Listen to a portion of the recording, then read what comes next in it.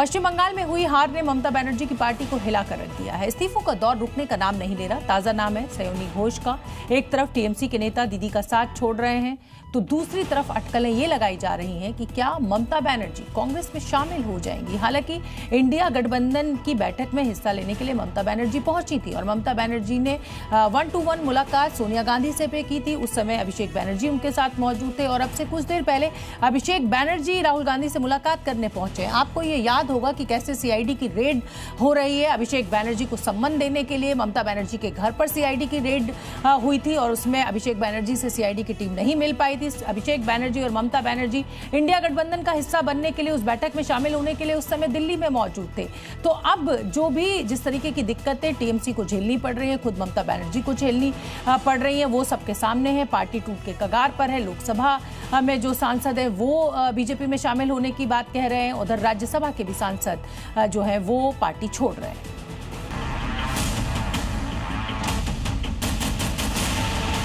जो दिल में काबा और आंखों में मदीना की कस्में खाते थे, ममता बनर्जी में हिदम का नारा लगाते थे, खेला होगा, खेला हवे।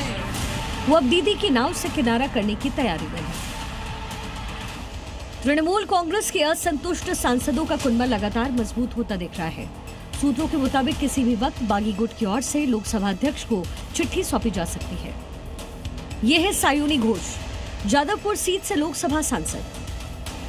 अभिषेक बनर्जी ने कभी इन्हें टीएमसी यूथ विंग की कमान दी, लेकिन बंगाल में दीदी की हार के साथ ही इनका टीएमसी से मोह भंग होता दिख रहा है। दीदी से नाता तोड़ने वालों में सयोनी घोष अकेली सांसद नहीं है। बागियों की लिस्ट में कई और बड़े नाम हैं।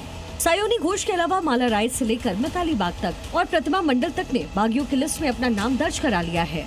एक तरफ टीएमसी के सांसद बागी हो रहे हैं तो दूसरी तरफ टीएमसी उपाध्यक्ष अभिषेक बनर्जी दिल्ली में राहुल गांधी से मुलाकात कर रहे हैं। इस मुलाकात के बीच अटकलों का बाजार गर्म है। सवाल उठ रहे हैं कि क्या ममता बनर्जी अपनी पार्टी का विलय कांग्रेस में करने वाली हैं?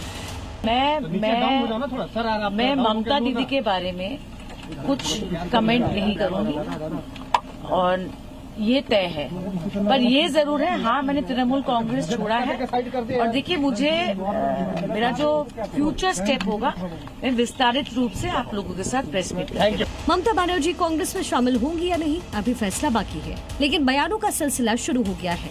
मैंने देखा कि ममता बनर्जी कल तक कांग्रेस का नाम लेने से बहुत कतराती थी, गुस्सा आता था, लेकिन जब संकट में आ गई, जब उनके ऊपर हमले शुरू हो गए, उनको हराया गया, तब सबसे पहले उनको कांग्रेस की याद आ गई। सुष्मिता देव राज्यसभा और टीएमसी के सभी पदों से इस्तीफा दे चुकी हैं। सुष्मिता देव बीजेपी में शामिल होंगी। बहरहाल तमाम सवालों का जवाब मिलना बाकी है। बंगाल की हार दीदी के लिए चुनौती बनकर आई है, वही चुनौती जो उन्हें बंगाल की कुर्सी पर काबिज होने के लिए मिली थी। देखना होगा दीदी इस बार पास होती हैं या फिर नहीं। ब्यूरो रिपोर्ट, जी मीडिया।